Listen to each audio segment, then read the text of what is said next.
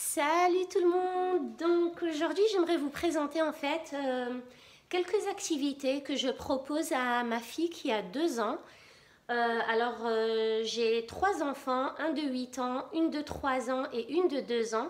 Alors ces activités-là sont des activités très simples que vous pouvez faire vous-même, hein. Du coup là j'aimerais bien vous donner quelques idées, notamment des idées de recyclage de certains matériaux.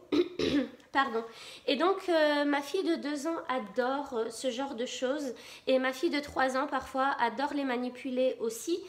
Sauf que pour elle, ben, c'est un peu trop facile maintenant. Et puis, j'essaye. Mais par contre, vous pouvez adapter, en fait, toutes les activités à l'âge de l'enfant. Par exemple, avec celle de 3 ans, ben, le tri des 3 couleurs, il est trop facile maintenant. Mais par contre, si je lui fais en arabe ou en anglais, ben, ça lui permet d'avoir un autre challenge et du coup j'adapte à son âge en fait. Donc toutes les activités sont adaptables et c'est à vous de, ça c'est une base, mais c'est à vous de voir comment vous présentez ça à votre enfant en fonction de ce qu'il sait, ce qu'il ne sait pas, de ce qu'il veut faire ou ce qu'il ne veut pas. C'est surtout par intérêt en fait. Alors par exemple ici j'ai juste une boîte d'œufs que je n'ai pas jeté et que j'ai peint à l'intérieur avec différentes couleurs. Et en fait, j'ai réussi à récolter des bouchons de ces couleurs-là. Et donc, voilà, ça se présente à l'enfant de cette façon. Et puis, l'enfant va prendre le bleu, le vert, le rouge. Et ça va lui permettre de trier les couleurs. Et en même temps, vous pouvez introduire le vocabulaire. Et voilà. Et donc, quand c'est fini, ben, on ferme. Et puis, on range. Alors, toutes ces activités se trouvent sur une étagère en fait que j'ai au salon et ils sont tous dans des supports, dans des bacs ou sur des plateaux. Comme ça, c'est facile à ranger pour l'enfant. Voilà. Alors ici, dans ce petit bac ici, j'ai plusieurs boîtes, hein. Pareil, ça c'est une boîte de sel. Il y avait du sel de l'Himalaya dedans. Une boîte de poivre ici et puis une boîte de vitamines. Et voilà, et d'autres boîtes. Et il suffit en fait, de trouver le bon couvercle. Voilà, donc ça leur permet de travailler la motricité fine et de vraiment utiliser leurs mains, leurs doigts, la force de leurs poignets. Et voilà, donc c'est de la coordination aussi entre les yeux et les mains. C'est vraiment chouette parce que ça les fait réfléchir et vous verrez vraiment bien comment ils sont concentrés sur chaque activité. Voilà, donc ça permet vraiment de travailler la force des mains, des doigts. Et tout ça, ça va aider même plus tard à l'école, par exemple, à tenir un stylo ou à tenir des ciseaux ou à manipuler une règle. Donc la motricité fine, c'est toujours très très très important parce que ça sera toujours utilisé. Donc voilà. Ensuite, ici, toujours pour la motricité fine, bah, j'ai mon petit panier de pinces à linge. Alors ça, c'est pas pour leur activité spécialement, hein, c'est mon panier de pinces à linge que j'utilise pour eux. Et donc là, le but, c'est de placer les pinces à linge tout autour. Donc là, c'est aussi un exercice qui permettra de tenir le stylo plus tard à l'école.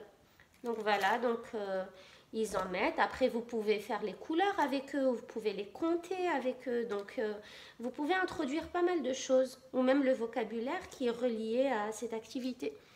Donc voilà. Ensuite, ici, c'est le tri des couleurs. Donc là, on a juste des sticks, des petits bâtonnets à glace colorés. Que voilà, l'enfant va trier tout simplement de cette manière jusqu'à ce qu'il les termine tous. Et ensuite, pareil, sur un plateau, donc facile à ranger et on remet à l'étagère. Ici, on a toujours une boîte d'œufs. Et là, j'ai juste une cuillère de mesure, donc une spoon. Et voilà, et là, on a des noix qu'on a cueillies, qu'on a récoltées. Et donc voilà, il suffit de prendre dans la cuillère et de mettre dans les petits compartiments. Comme ça, jusqu'à finir. Et là, vous verrez que l'enfant est vraiment super concentré à tenir sa cuillère, à bien l'emmener au bon endroit. Donc ça aussi, ça fait travailler la coordination entre les yeux et les mains. Ensuite, on a ici alors une boîte. Ça, c'est juste une boîte à yaourt que j'ai lavé, que j'ai récupéré. Et ici, j'ai fait une petite fente. au couteau. Et ça, je sais pas, ça c'est mon fils qui collectait ses jetons dans un livre. Et du coup, je les ai récupérés. Il voulait les jeter, mais je les ai récupérés. Et donc voilà. Alors, vous pouvez faire ces activités même avec un enfant de 1 an. Ça, ils adorent ça. Donc voilà, il suffit de les mettre dedans. Et là, pareil, vous pouvez faire par couleur ou vous pouvez compter avec eux. Donc, c'est super chouette. Voilà. Et ensuite, quand c'est fini, on met ça ici et puis on range. C'est toujours pareil. Ici, on a les animaux. Donc ça, c'est des fiches que j'avais créées grâce à une amie américaine. Alors, c'est une amie que j'ai trouvée sur YouTube, en fait, que j'ai jamais rencontrée, mais elle est devenue une superbe amie virtuelle parce que c'est vraiment grâce à elle que j'ai découvert ce genre d'activité et que j'ai découvert les façons alternatives de faire, en fait. Et c'est vraiment grâce à elle que j'ai commencé à créer mes propres activités. Donc voilà, je vous mettrai sa chaîne YouTube et je ferai une vidéo dédiée à elle spécialement. Elle s'appelle JD et elle est vraiment extraordinaire. Donc voilà, et c'était elle qui avait à la base créé des fiches comme ça avec les animaux de la ferme, les animaux du zoo, les insectes, les différents types de fleurs, voilà, les différents types de feuilles d'arbres. Enfin, c'était vraiment génial. Et elle avait toujours des petites miniatures pour faire de la discrimination visuelle et apprendre le vocabulaire. Donc là, l'enfant voit le zèbre, il va chercher le zèbre et va le mettre au-dessus de l'image.